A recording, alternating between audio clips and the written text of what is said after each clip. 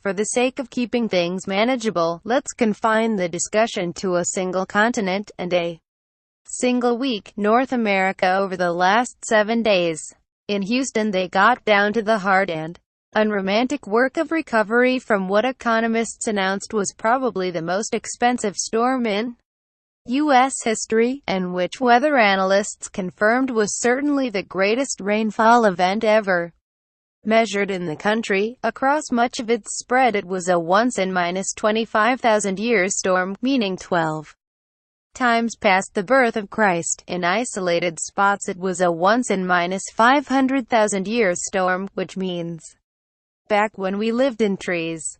Meanwhile, San Francisco not only beat its all-time high temperature record, it crushed it by 3°C, which should be pretty much statistically impossible in a place with 150 years, that's 55,000 days, of record-keeping. Floods in drought season. Is this the future for parts of India? Raghu Karnad Read more. That same hot weather broke records up and down the west coast, except in those places where a pall of smoke from immense forest fires kept the sun shaded.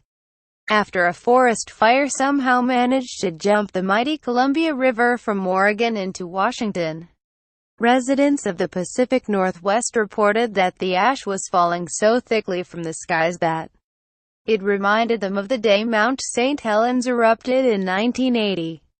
That same heat, just a little farther inland, was causing a flash drought across the country's wheat belt of North Dakota and Montana. The evaporation from record temperatures had shriveled grain on the stalk to the point where some farmers weren't bothering to harvest at all. In the Atlantic, of course, Irma was barreling across the islands of the Caribbean. It's like someone with a lawnmower from the sky has gone over the island, said one astounded resident of St Maarten.